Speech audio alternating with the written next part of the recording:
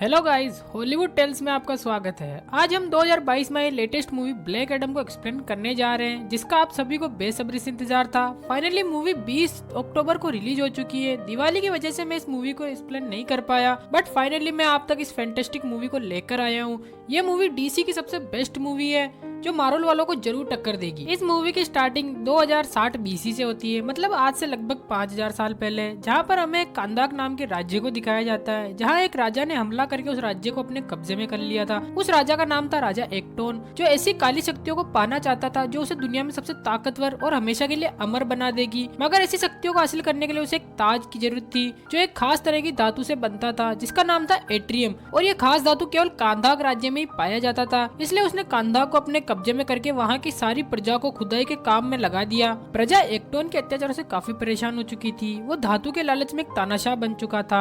तभी एक दिन खुदाई करते वक्त एक मजदूर को वो धातु मिल जाती है, पर उस धातु के काली शक्तियों से लोग उसके लिए आपस में ही हासिल करने के लिए लड़ने लगते हैं। मगर तभी उन सब के बीच में से हुरुत नाम का एक लड़का आगे आता है और सबको समझाता है कि अगर ये पत्थर हम एक्टोन को दे दें तो वो हम सबको इस गुलामी से आजाद कर देगा। सारी प्रजा हुरुत की बात मान जाती है और फिर हुरुत उस आदमी के साथ पहरेदार के पास जाता है और उसे वो पत्थर देकर बदले में उससे इनाम मांगता है। पर पहरेदार उस आदमी को चाकू मारकर खाई में फेंक देता है और उसकी जान ले लेता है। इस वाक्य के बाद सारी प्रजा उस छोटे बच्चे हुरुत के साथ राजा के खिलाफ खड़ी हो जाती है। ये बात जब राजा को पता चलती है तो उस लड़के को जान से मारने का आदेश दे देता है। फिर उस लड़के को मारने के लिए जैसे ही उस पर तलवार चलाई जाती है, वो लड़का अचानक वहाँ से गायब हो जाता है और जादूगरों के ग्रुप के ठिकाने पर पहुँच जाता है। ये जादूगर सच्चे और नेक दिल वाले इंसानों को शक्तियाँ दिया करते थे ताकि पृथ्वी का संतुलन बना रहे। वहाँ मौजूद 6 जादूगर हुरुत की अच्छाई की वजह से काफी खुश हुए थे और फिर वो उसे एक ऐसी पावर देते हैं जिससे कि जब भी वो लड़का शेज़ैम बोलेगा वो एक पावरफुल सुपर हीरो में बदल जाएगा। और इतना अगर उसे ताकत दे देते हैं और जैसे ही वो लड़का ताकत के साथ शेज़ैम बोलता है वो एक पावरफुल सुपर हीरो बन जाता है। वहाँ से वो लड़का सीधे राजा के दरबार में जाता है, जहाँ राजा उस धातु से बने काली शक्तियों वाले ताज को पहनने वाला था। पर राजा ताज पहन पाता उससे पहले ही वो लड़का वहाँ तबाही मचा देता है और राजा के साथ साथ उसके महल और उसकी सेना को भी तबाह कर देता है। अब यहाँ से सीन कट होता है और हमें 5000 साल बाद का सीन दिखाया जाता है और हम प्रेजेंट में नए कांदाक को देखते हैं, जहाँ एक इंटरनेशनल टेररिस्ट गैंग ने पूरी तरह शहर को अपने कब्जे में ले रखा है। क्योंकि जब ब्लैक एडम ने शहर को तबाह किया था तब वो ताज बच गया था और कहीं दफन हो गया था और ये गैंग उसी ताज को ढूंढ रही थी।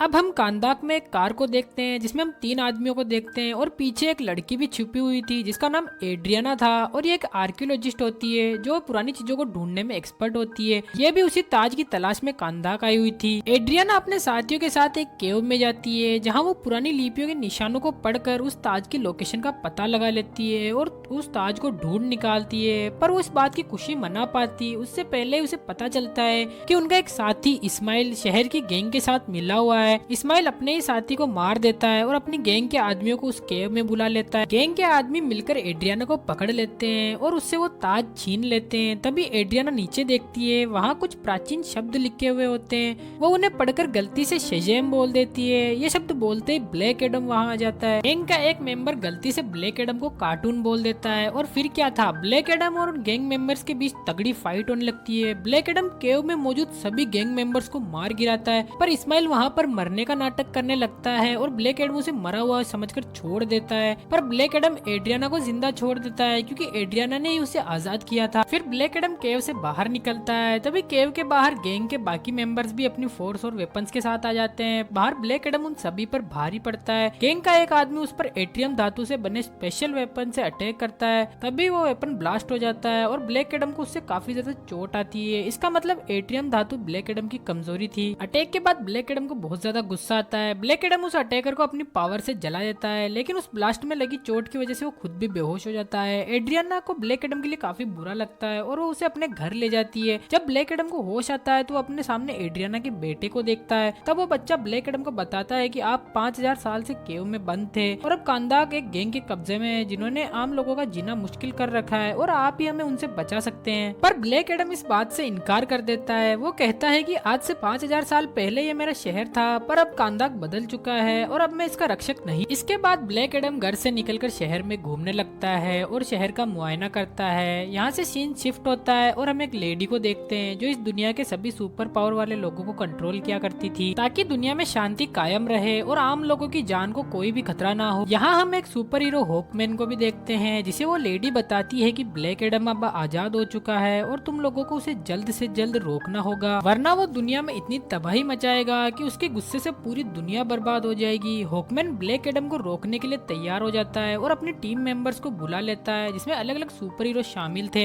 इनमें एक साइक्लोन लेडी, एक एटम स्मैशर और डॉक्टर फेट थे। अब ये सब ब्लैक एडम को पकड़ने के लिए एक हाईटेक प्लेन में सवार हो जाते हैं और कांदाक के लिए निकल पड़ते हैं। वहीं कांदाक में गैंग के लोग एड्रियाना के घर ताज लेने के लिए पहुंच जाते हैं क्योंकि वो जान चुके थे कि ताज अभी भी एड्रियाना के पास ही है। लेकिन जब वो लोग एड्रियाना और उसके बेटे को मारने वाले होते हैं तभी ब्लैक एडम अचानक से वहां आ जाता है और गैंग के बाकी लोगों को मारकर उन्हें बचा लेता है। जब ब्लैक एडम उनसे फाइट कर ही रहा होता है तभी हॉकमैन भी अपनी टीम के साथ वहां आ जाता है और ये सब मिलकर ब्लैक एडम के साथ एक साथ फाइट करते हैं। पर्सनली कहूँ तो गाइज मुझे ये फाइट सीन बहुत ज्यादा पसंद आया। आपने अगर ये मूवी नहीं देखी तो थिएटर में एक बार जाके जरूर एंजॉय करिएगा। वापस चलते हैं मूवी की ओर, जहाँ एक तरफ ब्लैक एडम और दूसरी तरफ पूरी जस्टिस टीम यानी हॉकमैन की टीम, पर फिर भी ब्लैक एडम अकेला ही पूरी टीम पे भारी पड़ने लगता है और उनकी अच्छे से कुटाई करके वहाँ से चला जाता है। ब्लैक एडम के जाने के बाद जस्टिस टीम एड्रियाना के पास जाती है और उससे ब्लैक एडम को हराने के लिए मदद मांगती है, पर एड्रियाना टीम से कहती है कि इतने दिन तुम कहाँ थे जब गैंग हम पर अत्याचार कर रही थी, तुम तो नहीं आए, पर ब्लैक एडम ही था जो हमारी मदद के लिए आया और उसने हमारे बेटे को मौत के मुंह से बाहर निकाला। पर हॉकमैन एड्रियाना को समझाता है कि गैंग के आदमी तो शहर को ही कब्जे में ले रहे हैं, पर अगर ब्लैक एडम को नहीं रोका गया तो वो इस शहर को ही नहीं पूरी दुनिया को एक झटके में तबाह कर देगा जैसा उसने 5000 साल पहले किया था। ये बात सुनकर एड्रियाना उनकी मदद के लिए तैयार हो जाती है। फिर एड्रियाना जस्टिस टीम को ब्लैक एडम के पास उस महल में ले जाती है जहाँ पहले वो राजा रहा करता था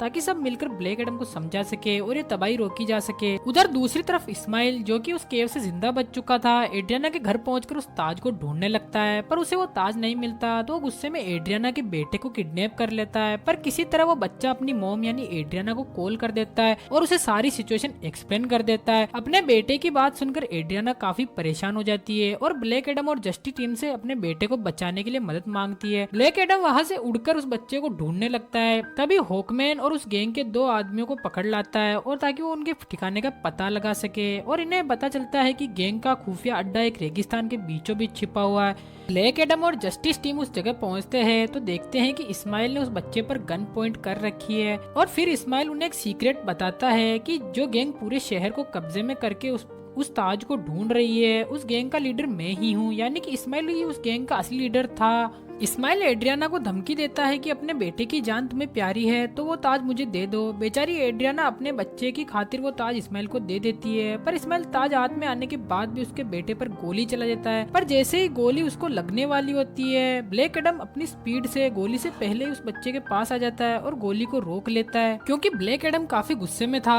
तो वो अपनी लाइटनिंग पावर्स का यूज करके इस्माइल को वहीं पर जलाकर राख कर देता है। फाइट खत्म होने के बाद हॉकमैन और ब्लैक एडम आमने सामने होते हैं। तब ब्लैक एडम अपनी लाइफ का एक काला सच हॉकमैन को बताता है कि आज से 5000 साल पहले जो लड़का क्रूर राजा एक्टोन के खिलाफ खड़ा हुआ था वो मैं नहीं बल्कि मेरा बेटा था। जब एक्टोन ने मेरे बेटे को मारने का हुक्म दिया तो वो वहाँ से अचानक गायब हो गया। इस बात से एक्टोन काफी गुस्सा हो गया था और उसके गुस्से की वजह से मेरे पूरे परिवार को उसके अत्याचारों को झेलना पड़ा। जानवरों की तरह हम पर जुल्म किए गए। एक्टोन के सिपाहियों ने बेदर्दी से मेरी वाइफ का कत्ल कर दिया। जब वो मुझे मारने वाला था तभी अचानक मेरा बेटा वापस आ गया और वो बहुत सारी सुपर पावर्स को लेकर लौटा था जो उसे जादूगरों से मिली थी। उसने अपनी सारी पावर्स मुझे दे दी, लेकिन जैसे ही उसने मुझे अपनी पावर्स दी वो फिर से नॉर्मल हो गया और एक्टोन के सिपाहियों ने फिर से हम पर हमला कर दिया। उस हमले में मैं तो बच गया पर मेरा बेटा मारा गया। अपने बेटे की मौत और अपने परिवार का अत्याचारों का बदला लेने की आग मेरे अंदर सुलग गई, जिस वजह से मैंने राजा और उसके महल और उसके सिपाहियों को तो मार दिया, पर वो शक्तियाँ इतनी ताकतवर थी कि वो मुझसे काबू से ही बाहर हो गई और उन शक्तियों में इतनी ताकत थी कि एक झटके में पूरा कांदाक शहर तबाह हो गया। इस नरसंहार की वजह से वो 6 जादूगर काफी नाराज हो गए क्योंकि मैंने अपनी ताकतों का गलत इस्तेमाल किया था। इसलिए सजा के तौर पर उन जादूगरों ने मुझे उस केव में कैद कर दिया था जहाँ मैं हजारों सालों से कैद था। पर जब एड्रियाना ने वहाँ आकर शेज़ैम बोला तो मैं दोबारा से आजाद हो गया। अब ब्लैक एडम अपनी की गई तबाही की वजह से काफी ज्यादा शर्मिंदा था क्योंकि उसकी वजह से पहले भी कांदाक काफी तबाह हो गया था और अब भी उसने काफी ज्यादा तबाही मचा दी थी। फिर ब्लैक एडम जस्टिस टीम के आगे सरेंडर करने का डिसाइड करता है और अपनी पावर्स को हॉकमैन को सौंपने का वादा करता है ताकि ताकि आगे कभी ऐसी तबाही ना हो। अब ब्लैक एडम शेज़ैम बोलता है और अपनी असली इंसानी फॉर्म में आ जाता है। अब जब तक वो दोबारा शेज़ैम नहीं बोलेगा वो ब्लैक एडम नहीं बन पाएगा, इसलिए वो हॉकमैन से रिक्वेस्ट करता है कि तुम कुछ ऐसा करो जिससे कि मैं एक वर्ड कभी बोल ही ना पाऊं। तब जस्टिस टीम उसे समंदर के नीचे बनी एक काफी हाईटेक जेल में ले जाती है, जहां बहुत सारे सुपर विलन्स को पहले ही कैद किया जा चुका था और फिर ब्लैक एडम के मुंह को एक डिवाइस से बंद करके उसे हमेशा के लिए कैद कर दिया जाता है। अब सीन यहाँ से शिफ्ट होकर हेल में जाता है, जहाँ हम इस्माइल को देखते हैं जिसकी आत्मा हेल में अभी भी जिंदा होती है। यहाँ हमें पता चलता है कि ताज की ताकत को पाने का एक तरीका था, जिसमें कि जब किसी के हाथ में ताज हो